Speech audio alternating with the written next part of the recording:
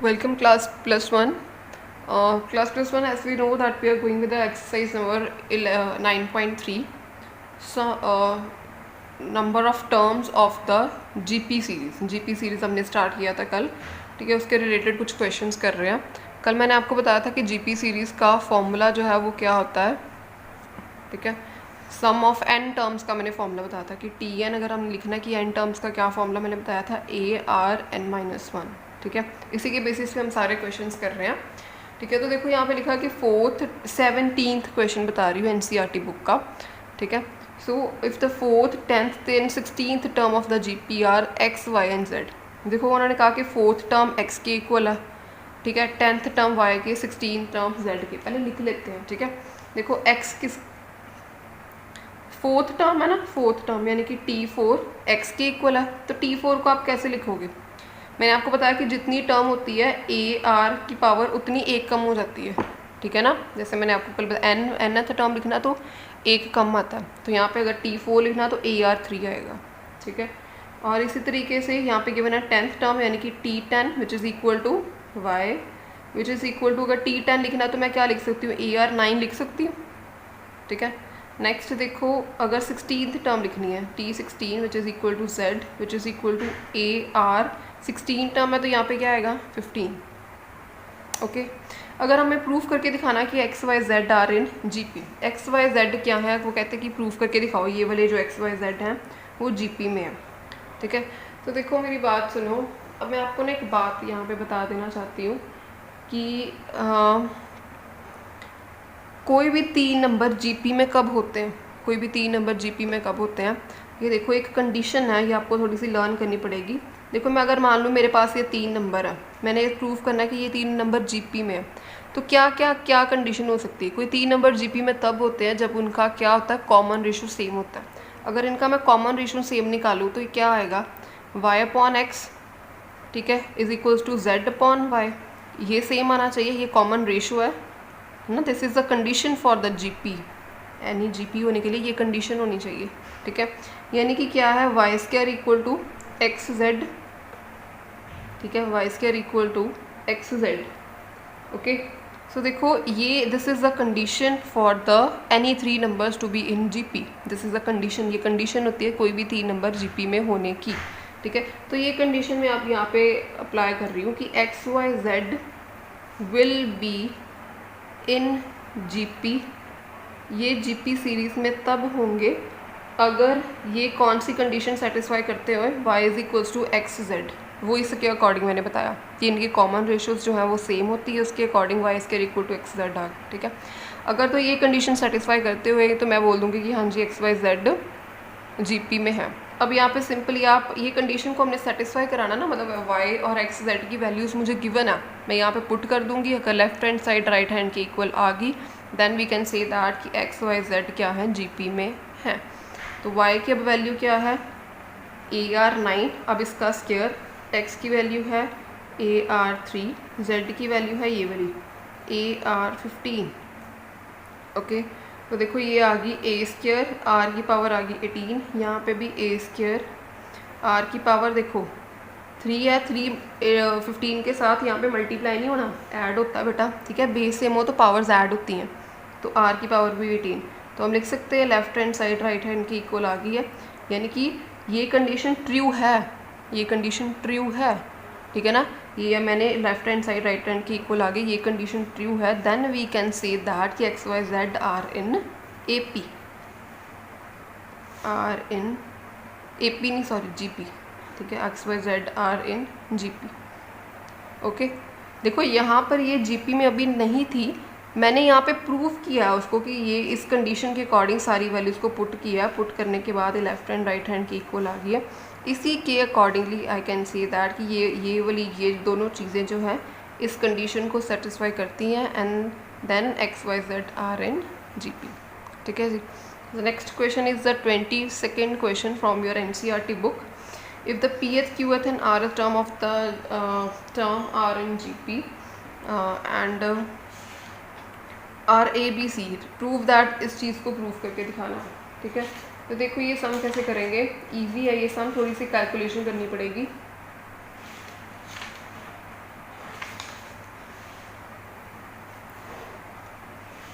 हाँ जी, देखो अभी यहाँ पे उन्होंने बोला है कि पीएथ टर्म जो है वो ए के इक्वल है, पीएथ टर्म जो है वो ए के इक्वल है in the GP. Okay, so देखो पीएथ टर्म ए के इक्वल है, यानी कि पीएथ टर्म को किस तरीके से लिखोगे, ए r p minus one. Nth term लिखते हो, एनथ टर्म अगर हो मेरे पास तो आप लिखते हो ए r n minus one. If this is पीएथ term तो किसके इक्वल लिखोगे, ए आर पी माइनस वन। किसके इक्वल गिवन है, ए के इक्वल, यानी this is equal to A. Okay, next क्यूएथ term B के इक्वल है। अब देखो क्यूएथ टर्म कैसे लिखोगे, ए आर क्यू माइनस वन, किसके इक्वल आ जाएगी, बी के इक्वल। ओके, आरथ टर्म किसके इक्वल है, सी के इक्वल, ए आर और इसकी पावर भी जो है आर माइनस वन, किसके इक्वल है, सी के इक्वल है। अब देखो यहाँ पे ना ये भी ए है, ये भी ए है, तो कन्फ्यूजन ना हो जाए इसलिए मैं क्या कर रही हूँ, ए और आर जो है ना आप कैपिटल वाले ले लो, वो ना वेरिएबल सिमिलर से ना हो जाए, इसलिए आप ऐसे ले लो, ए और आर कैपिटल वाले ले लो, ठीक है, आपको पता लग जाएगा। Okay, a r a b c given होंगे, प्रूफ करके दिखाना है, ये वाली चीज़ को प्रूफ करके दिखाना है कि ये right hand side left hand side की इक्वल आ जाए मेरे पास, ये प्रूफ करके दिखाना है मुझे, ठीक है। तो taking this side, left hand side लेते हैं हम, लेफ्ट हैंड को कर लेते हैं, इसको सॉल्व करते हैं और वन की इक्वल प्रूफ करके दिखाते हैं, then we can say that कि ये left hand equal to right hand हो गया, ठीक है। So left hand side is equals to a की power q minus r into b की power r minus p and c की power P minus Q, ठीक है। इसको सॉल्व करना और वन की इक्वल लेके आना। देखो बेटा ए की वैल्यू ये गिवन है, ए की जगह पे ये पुट कर सकती हूँ, ये वाला, यानी कि ए आर पी माइनस वन, ये पूरा ना, पूरा ये वाली ब्रैकेट नहीं, ये पूरा, इसकी पावर क्या है, क्यू माइनस आर। ध्यान से सॉल्व करना है, कोई इतना मुश्किल नहीं है। बी की वैल्यू लिख दो, ये वाली ए आर, अरे एक मिनट गलत हो रहा है यार, दोबारा लिख रही हूँ, ये चीज़ की वैल्यू यहाँ पे लिख रही हूँ। ओके, ए की value a r p minus one, इसकी पूरे की power q minus r. Okay, अब बी की वैल्यू ये वाली a r q minus one, इसकी पावर ये वाली आर माइनस पी, ठीक है। अब सी की वैल्यू ये वाली, सी की value a are minus one और इसकी पावर है पी माइनस क्यू, ठीक है। इसको सॉल्व करना और आंसर वन के इक्वल लेके आना। देखो सॉल्व किस तरीके से करोगे, पावर को मल्टीप्लाई करना। अब ए की पावर ये हो जाएगी, जब ये पावर अंदर मल्टीप्लाई होगी कैसे होगी, ए की पावर पहले ये हो जाएगी और आर के साथ भी मल्टीप्लाई होगी, ठीक है। देखो ए की पावर ये होगी क्यू माइनस आर और आर के पावर में है p minus one q minus r. देखो ध्यान से मल्टीप्लाई करो, जैसे दो ब्रैकेट्स को मल्टीप्लाई करते हैं ना वैसे करोगे। देखो पी क्यू और फिर पी आर के साथ मल्टीप्लाई होगा पी आर, उसके बाद माइनस क्यू, उसके बाद प्लस आर। ध्यान से करना, मल्टीप्लाई हो जाएगा, इजी है। ए आर माइनस पी, उसके बाद आर, यहाँ पे ये वाली ब्रैकेट इसके साथ ऊपर ऊपर मल्टीप्लाई होनी है, ठीक है, पावर में q r minus q p minus r plus p. Okay, तो नेक्स्ट इसका a p minus q r p r minus q r minus p plus q, ठीक है, इस तरीके से। अब क्या करो, ए वाले सारे इकट्ठे कर लो और आर वाले सारे इकट्ठे कर लो, ठीक है। देखो क्या आएगा, ए वाले की सारी पावर्स को इकट्ठा कर लो, क्योंकि क्यों इकट्ठा कर लो, देखो अगर बेस सेम हो तो क्या होता है, पावर्स ऐड हो जाती हैं, ठीक है। तो इसलिए ए और ए हम इनकी पावर को ऐड अप कर सकते हैं, यानी कि ए की पावर क्या आ जाएगी, क्यू माइनस आर, इधर से प्लस करोगे आर माइनस पी, इसकी प्लस करोगे पी माइनस क्यू। ओके, फिर आर की भी बेस सेम पावर्स ऐड, जो भी सब कुछ लिखा वो सब कुछ ऐड हो जाएगा, यानी कि p q minus p r minus q plus r, इसकी भी पावर्स देखो q r minus q p minus r plus p. अब इसकी भी पावर सारी ये वाली plus p r minus q r minus p plus q. अब इस पर यहाँ पे नोट कर सकते हैं, ये सारी चीज़ें ये कैंसिल हो रही हैं, ठीक है जी। ये भी सारा कुछ जो है ना आप ध्यान से देखोगे और करोगे ना, पी क्यू है यहाँ पे, नेगेटिव वाला भी पी क्यू आएगा, सारी वैल्यूज़ जो है ना एक एक करके कैंसिल आउट हो जानी। आप इसको ध्यान से करोगे, एक एक के साथ कैंसिल आउट हो जानी। यानी कि आपके पास क्या आएगा, ए की पावर भी ज़ीरो और आर की पावर भी ज़ीरो। ए की पावर ज़ीरो क्या होती है, 1, सो आंसर विल बी 1। यही प्रूव करना चाहते थे ना आप, ये आ गया, हैंस प्रूव्ड। ठीक है जी, नेक्स्ट क्वेश्चन। हाँ जी, तो next question I am going to explain is question number 23 from your NCERT book. ठीक है, if the first and nth term of the GP are a and b. First term देखो क्या given है, first term given है ए, ठीक है, first term ए given है, और nth टर्म यानी कि लास्ट टर्म जो होती है nth टर्म गिवन है क्या, बी। ठीक है, एंड उसके बाद गिवन है कि if p is a product of the n terms, p given है n टर्म का प्रोडक्ट, यानी कि मैं लिख सकती हूँ p equal to n terms अगर मुझे लिखनी हो, a, उसके बाद ए आर, ठीक है, फिर ए आर स्क्वायर, इस तरीके से product of a r n minus 1। ये मैंने प्रोडक्ट लिया, वो उन्होंने गिवन है, जो जो चीज़ें गिवन होती पहले तो वो लिख लेते हैं। ठीक है, now if the P is the product, P मैंने प्रोडक्ट लिख लिया सारी टर्म्स का। ठीक है, प्रूव करके दिखाना, ये वाली चीज़ हमें प्रूव करके दिखानी है, this is our question. Okay, p square equal to a b की पावर एन प्रूव करके दिखानी है। ओके, अगर देखो फर्स्ट टर्म ए है, लास्ट टर्म बी है, लास्ट टर्म या nth टर्म बी है, तो nth टर्म का क्या फॉर्मूला होता है, t n equal to a r n minus 1। यहाँ पे nth टर्म क्या गिवन है मुझे, ये वाली टी एन, बी के इक्वल मैं लिख सकती हूँ b equal to a r n minus 1। ठीक है ना, ये मैंने लिख लिया, b equal to a r n minus 1। ठीक है, अब इसको सॉल्व करना, मेरा मोटिव है इसको सॉल्व करके ये लेके आना मैंने। ओके, देखो इसको किस तरीके से सॉल्व करोगे, मल्टीप्लाई हो रहा है सारी टर्म प्रोडक्ट में है, तो a यहाँ पे 1, a कितनी बार आ रहा है, एक बार, दो बार, तीन बार, यहाँ पे आते आते कितनी बार आ गया a, n टाइम्स आ गया ना a। ठीक है, a n टाइम्स आ गया, r की पावर n माइनस है, r की n पावर n माइनस 1 है, मतलब r जो है n माइनस 1 टाइम्स है, क्योंकि यहाँ से स्टार्ट हो रहा है ना। ठीक है, बट a जो है वो कितनी बार आ रहा है, 1 2 3, यहाँ पे अप टू 1, यहाँ पे आते आते n टाइम्स हो जाएगा, तो मैं लिख सकती हूँ a की पावर n, क्योंकि n टाइम्स मल्टीप्लाई हो रहा है इसलिए a की पावर n। आगे r, यहाँ पे r की पावर 1 है, यहाँ पे r की पावर 2 है, नेक्स्ट टर्म लिखोगे a r 3 हो जाएगी। ठीक है ना, ये देखो a r, सारा आपने सोचो a को कॉमन ले लिया, यहाँ की r की पावर 2, यहाँ पे r की power 3, up to so on r की पावर n माइनस 1। ये टर्म प्रोडक्ट में है। ठीक है, तो प्रोडक्ट में बेटा क्या होता है, बेस सेम हो तो पावर्स क्या हो जाती है, ऐड हो जाती है। Can I write it as a n r की power 1 + 2 + 3 up to so on n minus 1। इसके ऊपर पावर में ये सारी टर्म्स मतलब मैंने ऐड कर ली, बेस सेम है तो पावर ऐड होगी। ठीक है, तो देखो ये बेटा, देखो आपको ऊपर नज़र आ रहा है, ये दिख रहा है आपको कि ये क्या बन रही है, ए पी बन रही है या जी पी बन रही है, ए पी बन रही है ना, 1 2 3 up to so on n minus 1। अगर आप इसको जी पी में ए पी में सॉल्व कर लो है ना, कॉमन डिफरेंस सेम है, 1 1 का कॉमन डिफरेंस आ रहा है, लास्ट टर्म n माइनस 1 है। ठीक है, तो इस पे, इससे सिर्फ ऊपर वाली टर्म पे मैं इसको सेपरेट सॉल्व करके दिखा देती हूँ कैसे करोगे सॉल्व, ऊपर वाली, सिर्फ ऊपर वाली टर्म को। ठीक है, अगर आपने इसको सॉल्व करना हो, ये एपी में है। ठीक है, अगर आपने एपी में है तो एपी में सम सॉल्व करना हो। ठीक है, एपी का सम किसके इक्वल होता है, n/2 a + l। Can I write it as this.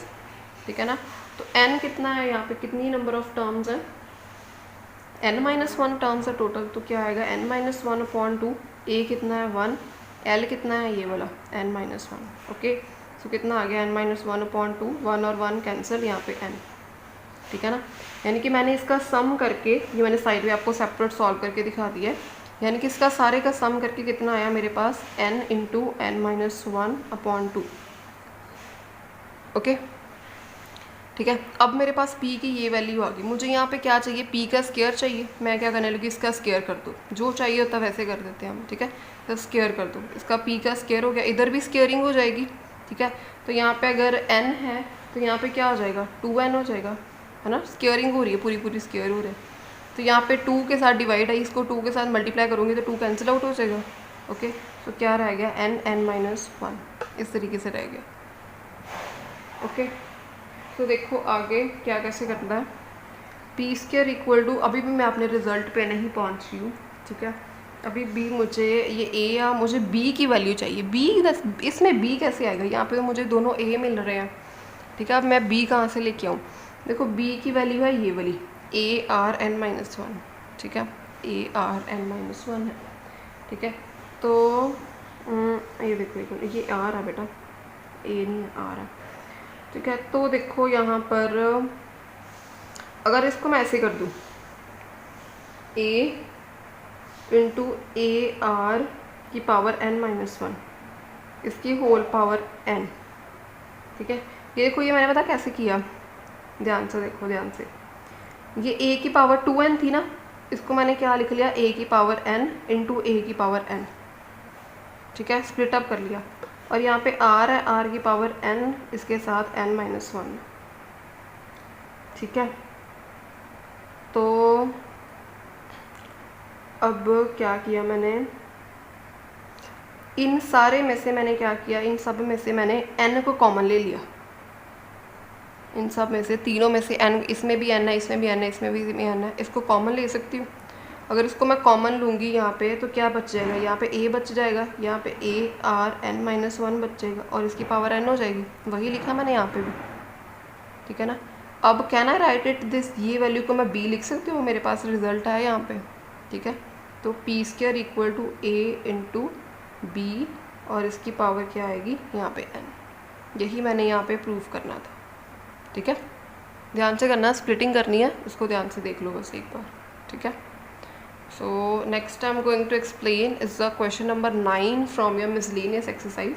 Students firstly आप सोचते हो कि क्या इधर उधर से क्वेश्चन किए हुए हैं, बट देखो I am going to do जो क्वेश्चन n टर्म्स वाले स्टेटमेंट के साथ ना, फॉर्मूला के साथ रिलेटेड है, सबसे पहले मैं वो कर रही हूँ क्वेश्चन, ठीक है।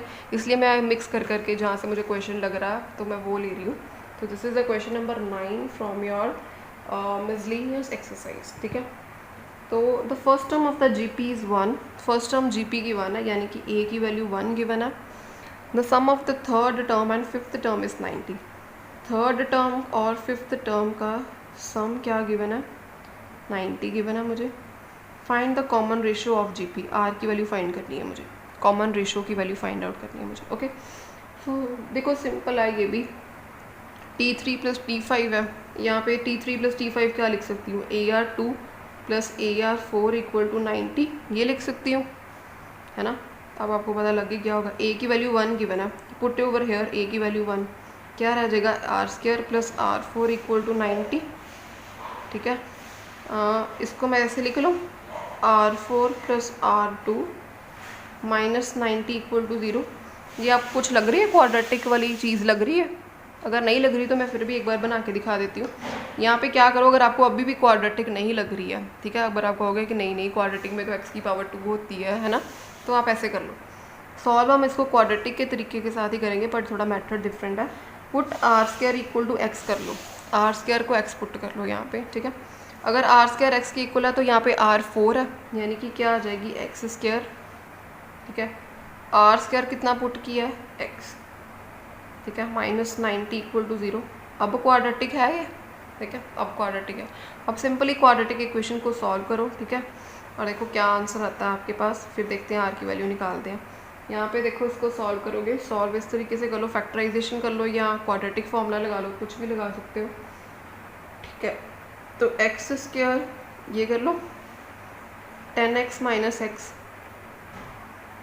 10x माइनस 9x करेंगे ना, तभी 10 माइनस 9 1 हो जाएगा, और 10 मल्टीप्लाई बाय माइनस 9 माइनस 90 हो जाएगा, ठीक है ना। ये ठीक है ना, फैक्टराइजेशन इसकी। आगे x प्लस 10, यहाँ पे minus 9, x plus 10 equal to 0, यहाँ पे x minus 9, x plus 10 equal to 0। x की क्या क्या वैल्यूज आ गई, 9 और माइनस 10, ठीक है जी।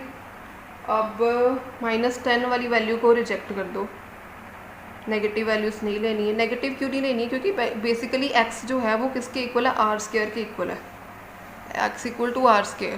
तो R² देखो, R² किसी भी चीज़ का स्क्वायर जो है वो नेगेटिव नंबर के इक्वल थोड़ी हो सकता है, ओके ना, नहीं हो सकता। तो इसलिए नेगेटिव वाली वैल्यू को रिजेक्ट कर दो। Accepting this x equal to 9 यहाँ पे पुट कर दो, बिकॉज ये मैंने अजम्पशन ली हुई है यहाँ पे। Okay, so x equal to 9, r square equal to 9, तो r कितना आ गया यहाँ पे 3। सो r इक्वल टू +-3 लिखेंगे, +-3 आंसर r। ठीक है जी। तो students, in this way you can solve this type of the question from your NCERT book. तो सिमिलर वे के साथ करोगे। मैं अभी आपको और क्वेश्चन दे देती हूँ, similar question from the NCERT. You have to do this question as a homework. Okay, thank you so much.